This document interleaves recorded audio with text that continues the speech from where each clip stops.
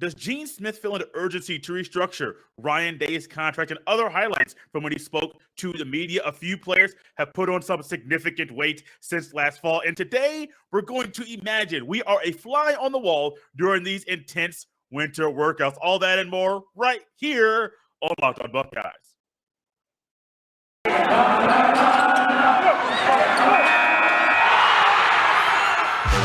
You are Locked On Buckeyes, your daily podcast on the Ohio State Buckeyes. Part of the Locked On Podcast Network, your team every day.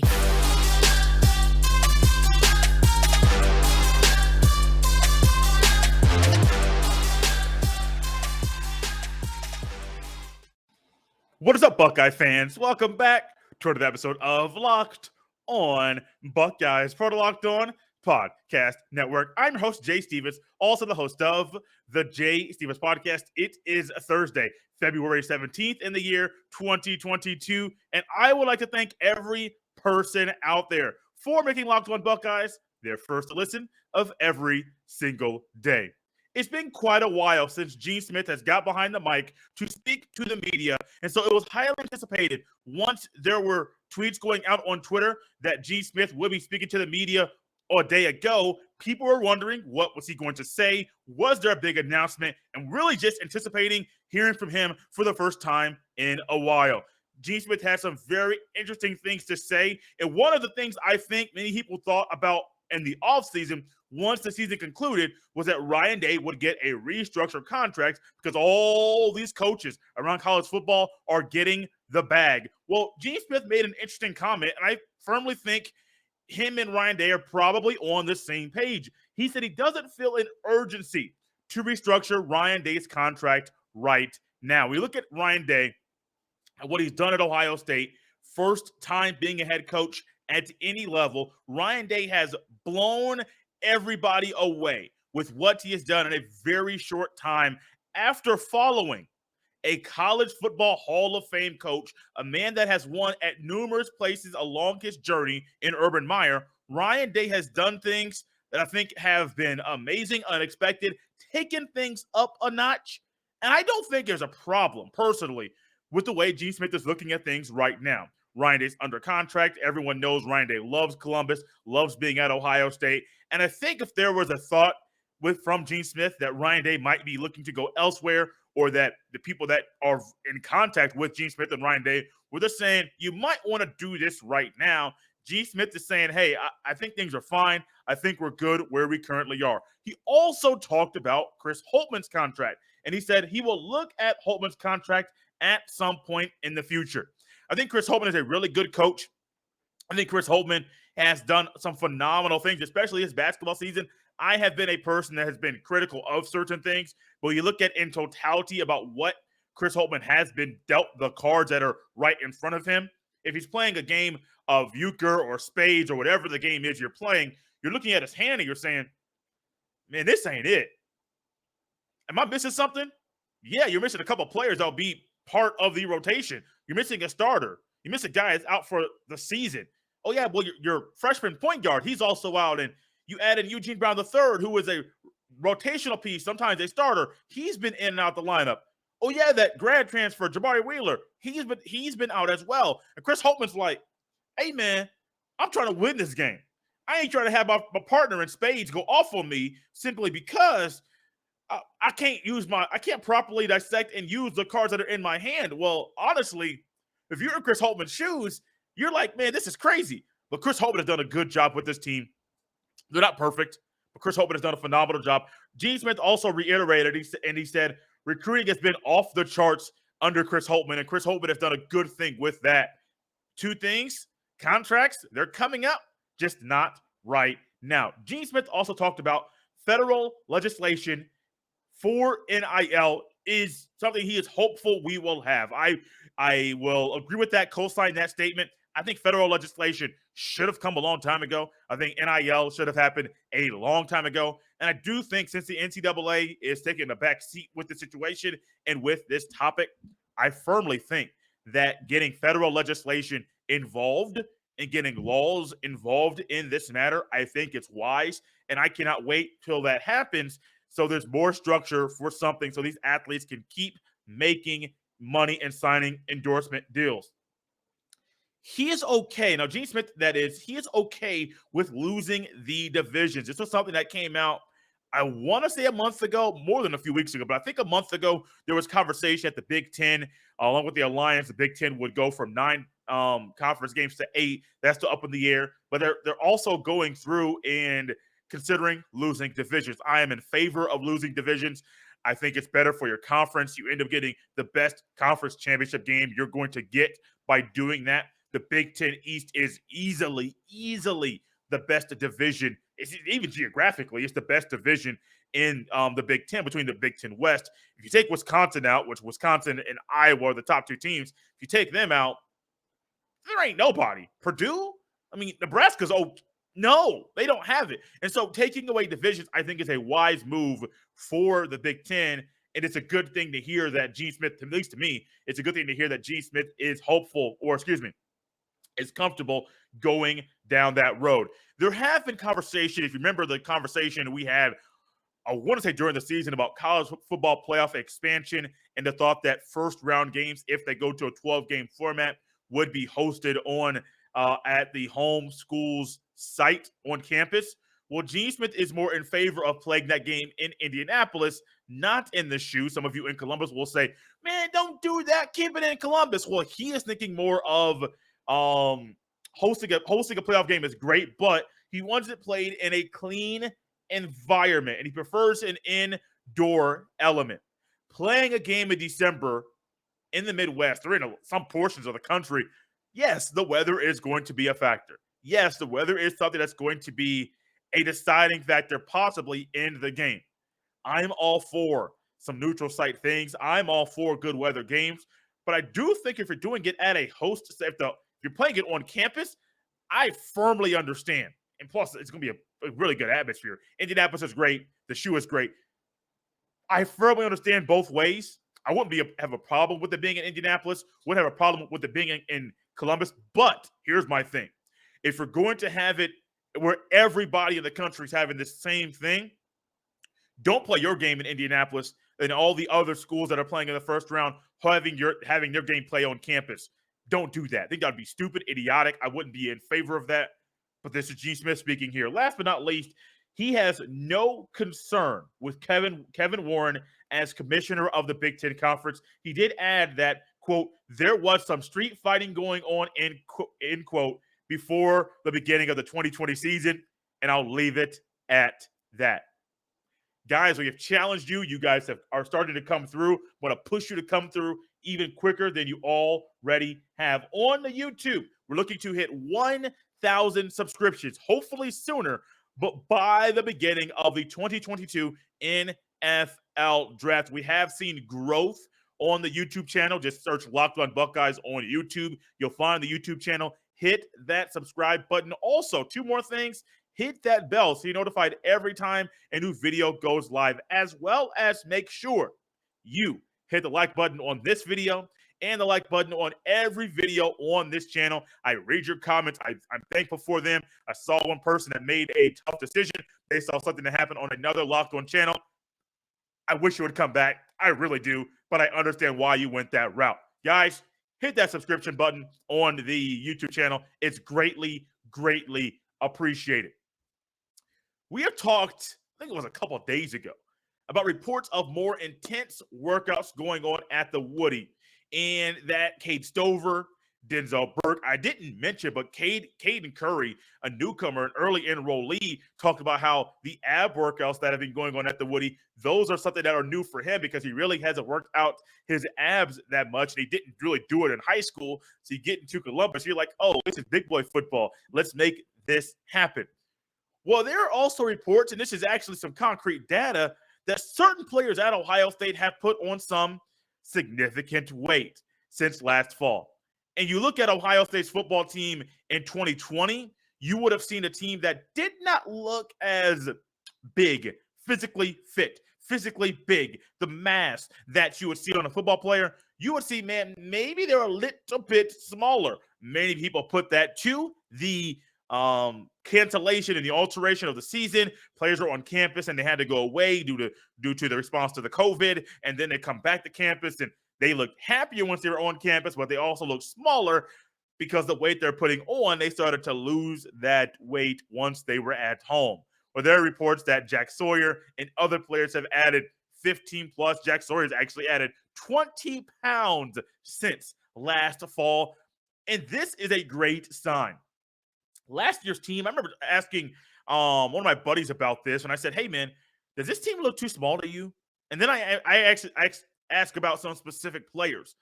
Does Tyreek Smith look too small to you? And then him weighing in at 245 at the Senior Bowl kind of confirmed my suspicion. Does Zach Harrison look too small to you? These are some things that I have asked myself literally in passing while watching games, just when thinking about the game and the team throughout the week. I have asked myself, what's up with this team's weight? Now, I don't know if it was something that was going on in the Woody. I don't know if the players were just not eat. The nutrition was a little bit different. I don't know if things needed to be altered so that for them to be at tip-top shape and be a little bit bigger on the field. I have no idea. But me thinking players were a little bit smaller, I'm sure I was not the only person with that thought, because if one person has it, as I've learned in life, multiple people might think the same thing. So with Jack Sawyer gaining 20 pounds, going from 240 to 260, even though I thought he was 250, 255 last year. But when I saw Jack Sawyer on the football field, and even I think it was at Wahlberg Chevrolet or one of the dealerships in Columbus where he was he got an NIL deal, got a free truck that he was driving. He stood next to it. He was a 6'5", I thought it was 6'5", 250, just by the way that he looked next to that truck.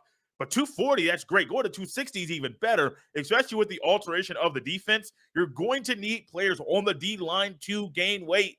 But then there's Tyleik Williams. And I believe Tyleik Williams is one of those players that has actually lost some weight. Why is Tyleik Williams lost some weight? Well, he came in at 330. He's down to 315. These numbers are from the 2021 season, and then some of them are going for the 2022 season. Some other players that have gained some weight, I think it's been significant. Others that have maybe stayed the same. Kyle McCord in 2021 weighed in at 210. 2022, currently, he has gained 10 pounds up to 220. Jordan Hancock is up 11 pounds. G. Scott Jr. is up 15 pounds. I still wonder with his weight, this could be this little sidebar here. You're going to be 225 pounds, maybe playing H-back or a tight end, but more of an assault position. I thought he was going to go to 235, 240. If 225 is going to be that weight, you could just be a wide receiver. But maybe G. Scott Jr. has realized, even at that weight, 225, being a receiver is not going to happen. Based off the talent at Ohio State and based off the way that he has progressed in his progression while in Columbus, maybe he has realized those guys are going to get better than me. I got to figure things out on my own, and I'm just not sure if this is going to happen. Still Chambers is up 12 pounds to 232. Jalen Johnson, safety, is up 10 pounds to 210. Jesse Mirko, the punter, the Aussie, I believe, is up 10 pounds to 220. Andre Turrentine is another player that's up 20 pounds. He's up to 195 from 175. Garrison Smith, a kicker, has gained 45 pounds from 150 to 195. I'm looking at these numbers, looked at them previously, and I'm still in awe and in shock that even the kicker is putting on some significant weight. Josh Proctor's up to 205, up 10 pounds. Jackson Kuwach is a linebacker, 6'4", is up to 235. DeWan, now I'm going to skip down to the lineman. DeWan Jones is a player that I think many people are thinking, hey, man, is he going to stick around at that 360? Yeah, he hasn't lost any weight. He has kept that size, kept that mass, 6'8", 360. He is exactly the same. Josh Fryer hasn't lost a pound. Enoch Vamahi, I always butcher that name, is up 12 pounds to 6'4", 310. Jerron Cage is up 10 pounds. Trying to keep going here. Herbstreet's boy, Zach Herbstreit, tight end at Ohio State, is up 28 pounds to 235. He's a walk-on. I'm not going to lie to you. I forgot he was on the team. I knew he was, but it kind of slipped my mind. Noah Potter is up 5 pounds to 275. This is great. This is great. Didn't think I was going to go through all of that.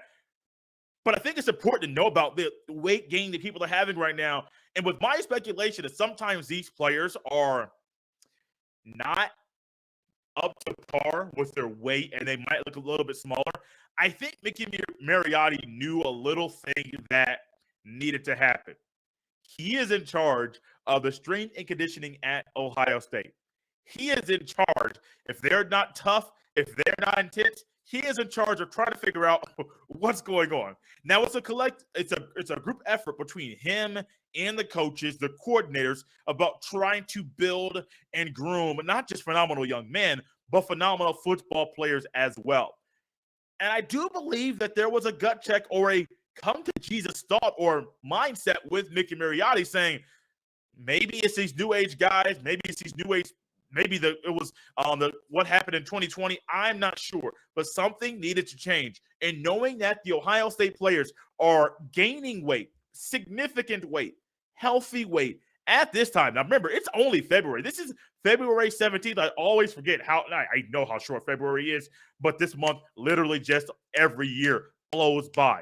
Before you know it, we're going to be in the spring practice, and some of that weight might come off just a tad because once you get those pads back on, you start doing a little bit different type of workout. Yeah, you're going to shed some pounds during the season. Look at Aaron Donald. The coaches at the Rams will tell you, Aaron Donald is this way at the beginning of the season. He may lose 10 plus pounds during the season just because of the wear and tear of playing 17 games plus playoff games going to the Super Bowl. The players gaining weight, significant weight. It's healthy. I love it. And I do think this is a step in the right direction for Ohio State to be the best football team they can be during the 2022 season. If you are a business owner, send me an email. I would love to talk to you about having your business advertised on the Locked On Buckeyes podcast. My email address, personal email address, jstevens317@gmail.com. Once again, that is jstevens317@gmail.com. Would love to hear about your business, what you do on a day-to-day basis, and would love to discuss the possibility of you advertising your business here on this here podcast. So this is something that I have been going over in my mind for quite a long time, imagining what it's like to be a fly on the wall during these intense winter workouts that the football team is going on or experiencing right now. It's not so much enduring. This is an experience. And as someone that has gone through some intense workouts during my football playing days, especially in high school, we did ab workouts. And I remember the ab workouts we did, not so much in football, but when I threw shot put and discus freshman to sophomore year in high school, every Friday was ab day. And the coach knew that a strong core is pivotal and vital for you to be a good thrower of the shot put and the discus. At that time, I was just doing what was told and enduring those workouts at that time. But as I get older, I firmly understand the importance of a strong core. And with Caden Curry, an early enrollee, talking about that very thing, I do think that these players are experiencing some crazy ab workouts, some crazy weight training workouts, and everything else that goes on. So I decided, let's take this time to speculate, to hop in the side of what may be going on inside the Woody as these players are experiencing workouts that they may have never experienced before. So the scene is this. The whole team is out there, all 100 plus players. They're in the Woody. They are in the weight room. And as they're in the weight room, you're looking out and you're, well, not all the team because you're not going to fit a whole team there. But you're going to have the offense. To go offense, make it easier. You're going to have the offense in the weight room doing their thing. You're going to have the offensive linemen, some of them lifting together, quarterbacks lifting together. You may have a running back lifting, hopefully not with the receiver. You have a receiver lifting with some running backs, but you're going to have all these guys together. And as they're together, you're a fly on the wall. You're just in the corner chilling by the camera. Nobody bothers you. And you're looking over. And you see DeJuan Jones saying, "Hey, big boy, I see what you did last year. I see what happened last year on the football field. You were great. You did some really good things. Hey, man, yeah, I remember those squats you did last year, and there was something going on where you just weren't ideal, and you were struggling just a tad. And maybe your bend at the waist and your flexibility wasn't where you wanted it to be. And so with you being that guy, all of a sudden, you were not able to be the best player you could be on the field. And you had some good plays, but DeJuan, you can play better. DeJuan Jones is sitting here saying, this is going to be a better season. My new coach wants me to be a first-round draft pick, a tackle. I got to do things different. So that fly on the wall sees DeJuan Jones in 2022 versus 2021, and that fly's mind is thinking about 2021 DeJuan Jones in the weight room. And the next thing you know, he looks over and he says, hold on, DeJuan. You ain't moved like that last year. Hold on, DeJuan. You wasn't that bendable. You weren't bending like that last year. Your flexibility was a little limited last year. What's going on? What's gotten into you? DeJuan Jones thinking in his head, first round. What's it going to take to get in the first round? And he's getting all of these workouts, all of these lifts in every single day. You also add to that, let's go to the quarterbacks, because Kyle McCord's added 10 pounds from 210 to 220. You're expecting that a quarterback might add weight while he's in college, because the high school quarterback is always going to be smaller, generally, well, most of the time it's going to be smaller than he is once he gets to college. And so this flies in the same spot, but watching Kyle McCord is saying, hey, Kyle, you was a baby last year, bro. Like, what is your problem? Like, you were a baby. You're still going to be a backup next year. You don't need to go extra. You don't need to do extra reps because your team lost to Michigan. You didn't even play on the field. What are you doing? And all Kyle McCord is doing is following the lead of his leader, CJ Stroud, the leader in the clubhouse. And if Stroud's going extra, McCord's going extra. If Stroud is pushing himself, McCord's going to go a little bit further. Why? Because Kyle McCord wants to get on the field. He knows how immensely talented Stroud is, and McCord knows, hey, I'm not going to ride the bench my entire time at Ohio State. I am going to work, because if I don't work, Devin Brown's going to work. Devin Brown's going to get in front of me, and Devin Brown is going to be somebody that's going to be a player that is going to be a big piece of us. He's going to push me to be better. So not only is Kyle McCord looking at Stroud, but he's also knowing what Devin Brown's going to do behind him. And that fly is like, Kyle, hey, if DeJuan's working harder, hey, Kyle, I like what I see from you as well. Gaining 10 pounds since last season, healthy weight, good weight. Let's keep this up. And then you go to the running backs, because I think this is where some of the fiercest competition is in the weight room. Of course, you go to linebackers, D linemen, but I think some of the fiercest competition in the weight room comes with the running backs. And you have two guys that are vying for a starting role in Mayan Williams and Travion Henderson. And this fly on the wall is saying, okay, Travion, your second year, so you're about to be a sophomore. You're about to be a starter again. We saw what you did last year, 1,200 rushing yards, breaking a record that Maurice Clarett set back during the 2002 season. Let's go ahead, Travion. Let's keep going. And this fly is saying, hey, man, this team different. This team different. We're not even going to use proper English right now, because for emphasis sake, bad grammar, it makes it better. It emphasizes the point a whole lot more. This team different. And Travion Henderson saying, okay, cool. And then that fly's looking at Mayan Williams. Some call him pork chop. We're saying, hey, Mayan, hey, man, eat that pork chop, buddy. You ain't got to lose no weight. I mean, you got Travion ahead of you. You don't have to be the player that you want to be. Nah, eat that pork chop. Mayan Williams is saying, nah, man, let's get this work in. One more rep. One more rep. The next thing you know, this fly is looking around saying, DeJuan's killing it. We got McCord over here killing it. He the backup quarterback. He's working harder than CJ. And now we got these running backs between Henderson and Williams that are battling it out every single day. And we're sitting here like, man, this fly is saying this team might be different. After hearing some of the reports that I've been hearing and reading about, I got one consensus. This team might be different. Guys, it's been a fun show. A great show. We'll be back tomorrow. Make sure you are in your spot tomorrow to enjoy the final show of the week. You can follow me on Twitter at jsteven07. If you're a business owner and you would love to advertise your business here on this podcast, send your email to me, jstevens317 at gmail.com. I would love to thank every person listening or watching for making the Locked On Buckeyes podcast your first listen of every single day. Now is the perfect time to make your second listen the Locked On Bets podcast, because Locked On Bets is your daily one-stop shop for all your gambling needs. Locked On Bets, which is hosted by your boy Q, and expert analysis and insight from Lee Sterling. It's free. That is a Locked On Bets podcast. It's free and available wherever you get your fine podcast. For this Thursday edition of Locked On Buckeyes, I am your host, Jay Stevens. Enjoy your day. We'll be back tomorrow.